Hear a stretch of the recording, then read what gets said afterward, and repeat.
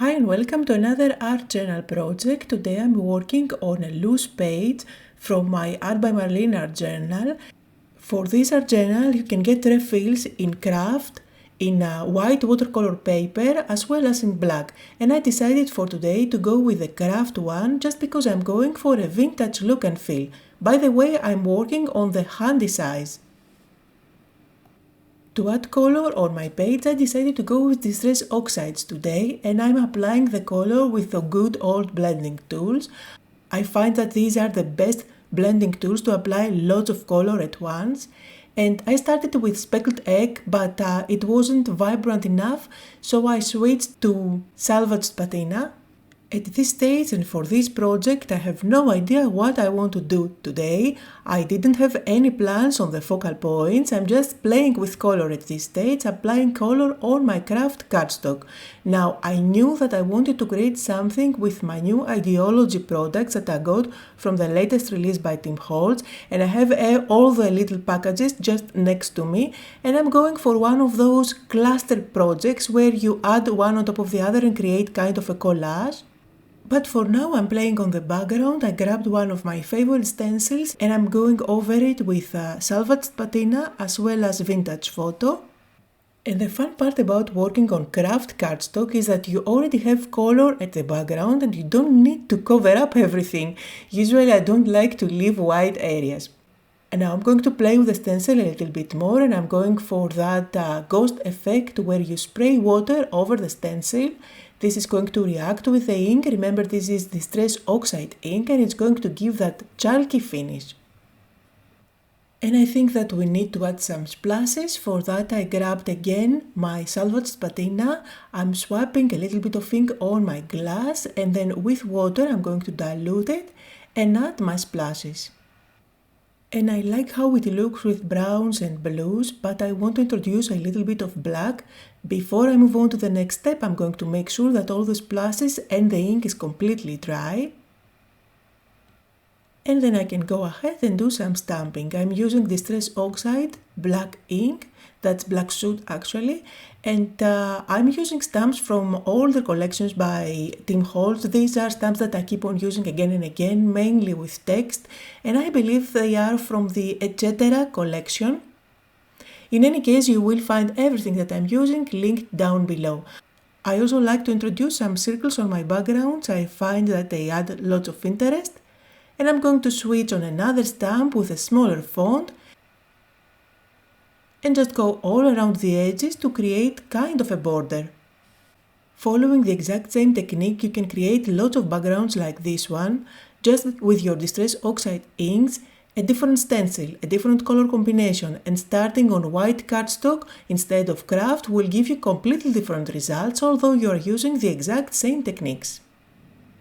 I'm also going to add some black splashes.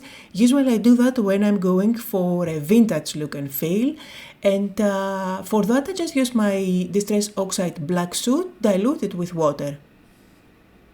And I'm going to zoom in for you so you can see the result. You can definitely add any focal point that you like for example a butterfly and a quad or a big flower and a quad to make an amazing art journal. And you can definitely do something similar to use it as your card base. Now I'm inking up the edges with black Soot just to create kind of a darker border, and I'm happy with the background. Now I have products from the latest collection by Tim Holtz here, and this is the bag of frames. These are chipboard frames, and I was thinking that maybe I can create something with them. You can definitely stick one on top of a card or of your art journal and decorate it with flowers or add something on top, a photograph at the back. So many different ways to use those windows. I find they are really versatile, and I'm just playing around here. I don't know what I want to create exactly, trying to choose the size or the orientation of the frame. And by the way, this is chipboard, which means that it is quite thick if you are working inside a book art journal. However, this is a page from a ring-binded journal, so I have no issues with a little bit of thickness. Now here is a bag with the mini paper dolls. This is a new product, and it has tons of people inside. You will have them forever. I like that it comes with lots of people who are actually smiling.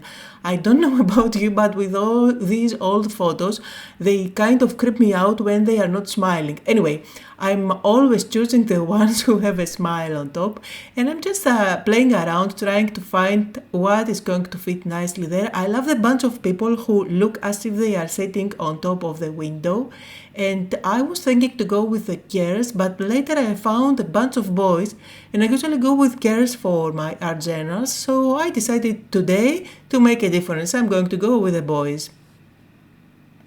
And I'm going for a cluster using products from the latest Ideology collection. Now, I'm trying to find what would fit nicely inside those windows at the back. You can definitely use pattern paper for something similar and cut it in smaller pieces. I just happened to have the new products and I wanted to play with them so badly. I ordered them more than 2 months ago and it took ages to arrive here. I don't know, after COVID, the mail is so slow. Anyway, I finally have them in hand and it was about time to play with them. I'm inking up the edges of those papers using vintage photo just to add the same tint, the same color as the background. Now this is me checking if this is self-adhesive. Anyway, I'm going to use my glue. And by the way, those little square papers are from the Collage tile package. I think they would make a great background if you actually use them as tiles and cover up completely a whole area. By the way, if you do enjoy my videos, don't forget to click the like button as well as leave me a comment. These are just a few ways to help my channel grow, and let me know in the comments below where you are watching me from. It is always fascinating to me to read comments from all over the world. Now, if you notice, the tiles aren't big enough for the inside of those windows, but I'm going to cover up with the boys the gap at the bottom on the right window. On the left one, I just glued down a second piece of paper. Now the boys are going to be a little bit raised, so I need to add some foam tape at the back. I did add some white glue as well, and I'm placing it down. Now let's play with even more ephemera to make it look more interesting. The idea is to dress up the main focal point with other elements, just creating layers. So you can look into your stash for ephemera that you already have. I'm using ephemera from the latest collection, and these are the gouge dials. And you can definitely see here that I haven't planned anything. I already glued down the windows so I cannot tuck behind my dials. That's why I have to cut them out. And of course, I'm not going to throw away the other half. I may use it on another project. So here I'm playing mainly with colors. So I choose where I need to introduce a little bit of black or a little bit of brown or white.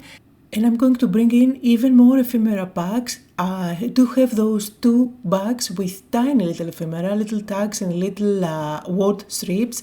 And one tip that I can give you in order to layer different ephemera is to pay attention on the color as well as on their sizes. I always start from bigger ephemera and gradually I go to smaller ones that I layer one on top of the other. But as random as the process looks, I'm actually paying attention on contrast. So I wouldn't add black at the back of the boys' legs, otherwise they wouldn't stand out. And if you like the look of ephemera, you can go on forever adding layers upon layers.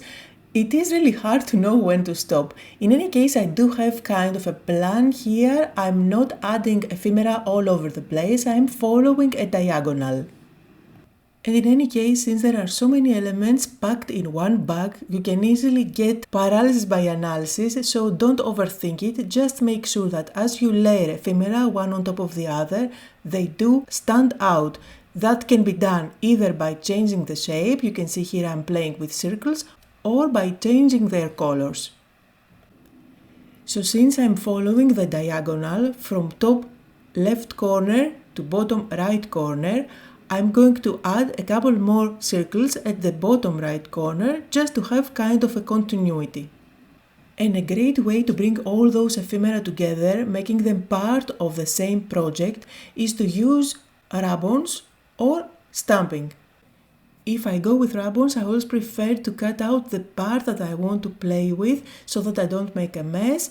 I'm going to peel it off and then I'm going to rub on some letters, making sure that half of the letters are on top of the ephemera, the other half on the background. This way I'm creating kind of a continuous image. It is just a little detail that brings the ephemera and the background together.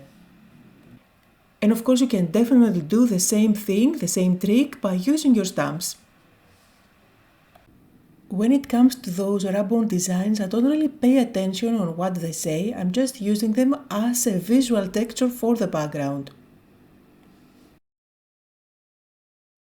Now I wanted to add something interesting on the other little window, and I do have this Greyboard which is full of gears, so I thought that would be fun to work with. I'm just popping out a couple of them. I'm going to color them black, and just because I'm lazy I'm using my black marker here instead of using my acrylic paint or something else, and then I'm going to fit them just inside that window. By the way, this is Greyboard, so it sticks nicely just by using white glue. And to bring those gears more to life, I decided to add just a touch of wax. This is all silver. I'm just applying it with my finger, I find that's easier. And I'm also going to bring in a rusty color wax which is called Firebird. These waxes have a metallic shine on them and they look really amazing, plus they are so easy to apply with your fingers. However, they do have a smell since they are wax based. I always like to add a quote on my art journals. This time I'm going with one of the label stickers and I went with "Be authentic." And finally I'm going to finish off my project by adding some white splashes. I did cover up the boys just to make sure that I won't have any funny splashes on top of their faces, after all they are so small. And that was the project for today. I hope that you had fun, that you got inspired on how you can play with ephemera. Links to everything I used can be found down below just like always. Thank you all so much for joining me and I'll see you all next time.